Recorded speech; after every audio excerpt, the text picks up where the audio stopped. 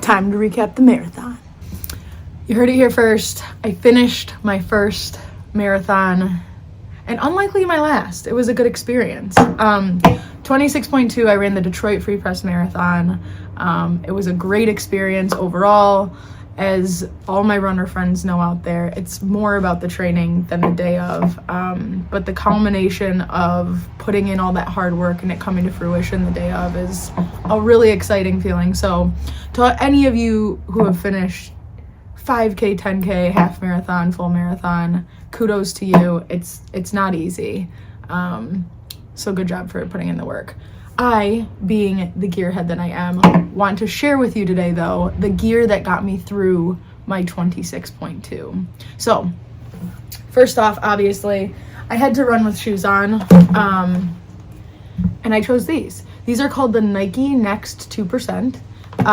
Super lightweight shoe. I believe that Nike designed these with the runners that were trying to break the sub 2-hour marathon. As you can see, they're super lightweight.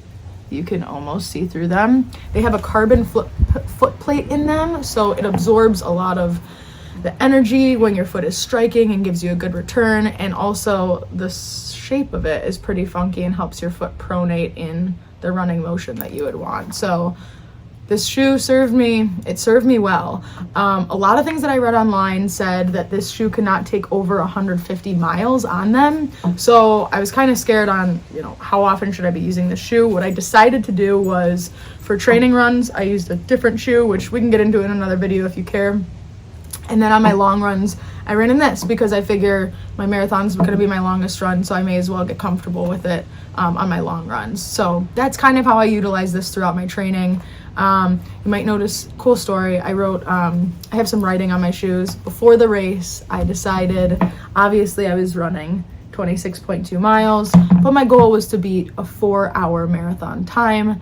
So what I did was I put it out into the universe and I wrote the number 3 for the rest to be filled in post-race. And it just goes to show you can manifest your own destiny by just putting it out there in the universe and setting that goal. So goal accomplished. Like I said, I don't think it's my last marathon. I think I got more in me. So these are the shoes. On to the next thing. I was really worried about hydration and staying hydrated throughout the whole race. So I bought myself a Salomon vest. It's super lightweight. You can actually fit things in the back here. It opens up, so I threw my cell phone back here. And then on the sides, I'll go ahead and throw it on for you. Oops, I lost the water bottle there. The sides come on like this. There's a little strap here that you clip in to a clip here and down here. And then you tighten here. Then you'll have... 2 water bottles, 15 ounces. I filled this with an electrolyte / sodium supplement. It is called G1M Sport. It is made by BPN, Bare Performance Nutrition. I will link it for you in case you're interested, for all my endurance junkies. So I had those 2 here, and then I also, there's a zipper here where I kept honey. I love honey on my long runs. This is nature's candy. It was so delicious, so refreshing.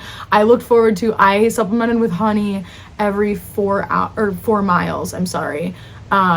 Reason being, honey is quick sugar, which gets into your muscles faster and can provide them with more energy. So carbs, sugar, fast energy. Your body can process this much quicker than a complex carbohydrate, and it tastes delicious. So honey, for any of my endurance friends that are looking for something other than a goo, it seemed the most natural and delicious to me. Last but not least, just plain old Airpods. That was my AirPod. I wore them. It's funny, some people listen to music, some people listen to podcasts. Probably not that many people listen to podcasts, but I listen to podcasts when I run. Music was just, you go high and low with different songs, and a podcast is a steady conversation that I can listen to, really dial in mentally. So that's what I listen to. Unfortunately, so AirPods are rated for 4 hours, and mine cut out, I think it was like 3 hours, 15 minutes. So those last few grit miles, I was just alone with my thoughts. So heads up to my AirPods and users. I don't know if there's a headphone out there that would last a little bit longer that might be a safer bet going into a longer race like that. Comment below if you know of one, because I'd be very interested. They kind of let me down this race. They made it through the majority, but they let me down in the end. Like I said, it's a mental thing. So AirPods left me alone with my thoughts, but overall, great race. If you guys have any questions about the gear that I used, comment below. One thing that I would highly recommend is I practiced as I went out and raced. So every time I had a long run, I used these same exact pieces of material that I used on race day, so that on race day there were no questions. I know sometimes race day can come along and you see, cool gear or this new nutrition supplement that looks like it might give you the edge to try, and I stuck to the old fashioned. If this is what I practiced, this is the way that I'm going to perform. So if I can give a tip of advice, it's that. So that's my gear. I will see you guys in the next one.